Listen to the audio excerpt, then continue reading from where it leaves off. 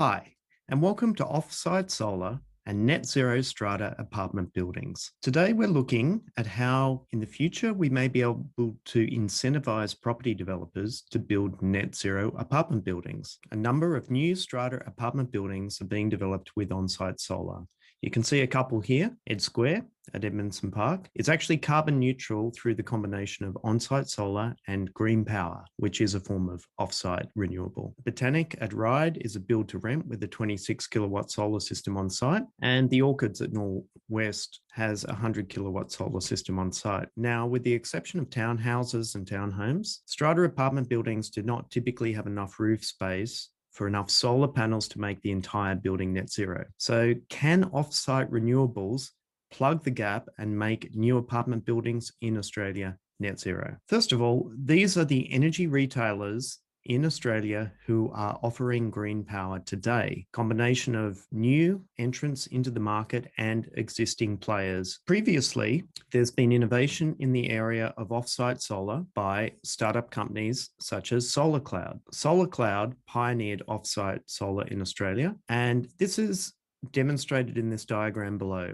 where Solarcloud would buy a solar system and put it on the roof of a commercial building. They would charge the tenants of that building for the electricity. The earnings would be credited directly to individual owners who own individual solar panels in that solar array on the roof. Now, the functional model that they used to achieve this was they took out an Australian financial services license, and then they created a managed fund, and each unit in the managed fund corresponded to each solar panel in the solar farm. Solarcloud are now offering their off-site solar not only to Australia, but to New Zealand, Hong Kong, Malaysia, UK, and Singapore. AGL is a 186-year-old energy company in Australia, and they also joined the off-site solar or virtual solar revolution with a product that originally took a 500 kilowatt solar system out in Wagga Wagga in New South Wales and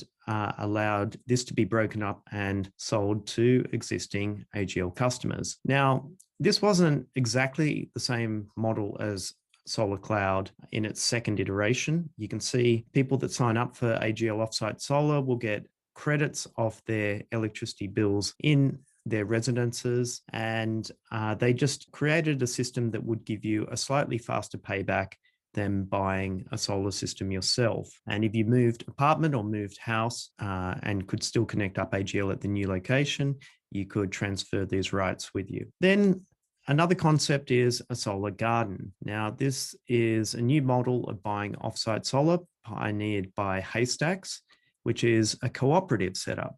So the co-op owns the offsite solar farm. Now, to participate in this type of arrangement, you may need to switch your energy retailer to be a Nova, which is a community-owned renewable energy electricity retailer. But basically, a solar garden is a similar model to enable offsite solar.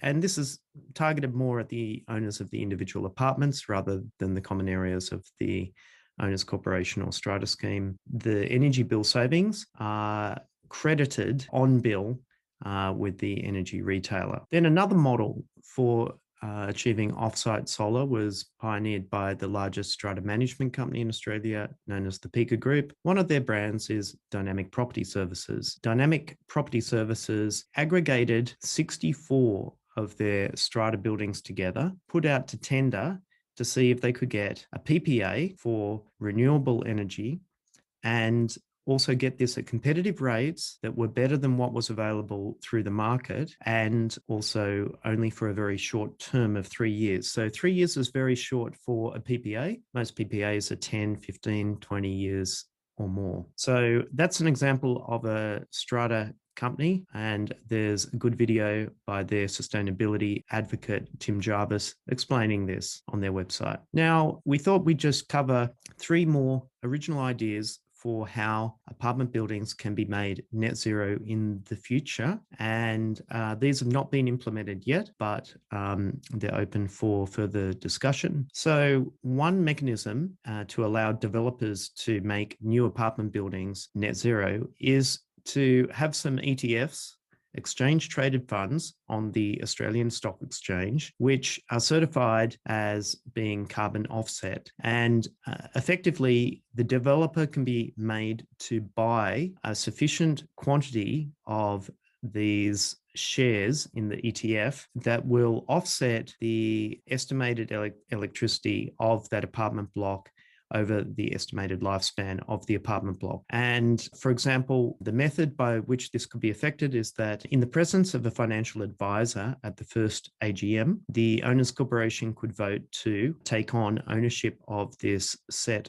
of shares in the carbon offset ETFs. And then during the lifespan of that building, if the building does energy efficiency work, they could sell a component of their shares and maintain net zero. Or if they start charging more electric vehicles or add an electric heat pump into the building for common area hot water, they could buy more shares in the ETF to maintain their carbon neutrality. Now, the benefit of competing ETFs, if there were more than one of these that the developers could purchase from on the ASX, is you have continuous disclosure regime and price transparency. And so in the annual financial statements, it would be very easy for an analyst to compare two different ETFs and say which one has the lowest management fees being taken out by the solar farm or wind farm operator. And it could combat the risk of PPA middlemen taking more than their fair share out of the system as excessive management fees. Another future method which could be considered is the developer actually adds a solar farm subdivision into the new strata scheme. So effectively, imagine an offsite solar farm that's operated by a third-party operator, managed by a third-party operator. It's possible to subdivide the property underneath the set of solar panels and transfer the ownership of the solar panels at the same time as the subdivision of the property to the developer for him to include as an additional lot into the strata scheme for registration with the state government. The benefit of this approach is that there would actually be like a real property connection between the strata scheme, the apartment building that's being built, and a subdivision inside an offsite solar farm. And similarly, as the building does energy efficiency in the future or adds more consumption into the building, more subdivisions in the solar farm could be purchased to maintain carbon neutrality of the apartment building. And then a third future method, which could be considered to make apartment buildings net zero, is that the developer of a new strata scheme actually annexes this new strata scheme to an existing solar farm, which is in an offsite location and implemented as a community association. So, for example, an existing set of apartment buildings that could be in a community association together could all buy a share in another community association which manages the solar farm. And basically, as each new apartment building buys in, the funds that they contribute as part of their buy-in pay for extension of the solar farm with the amount of solar panels required to make their building net zero.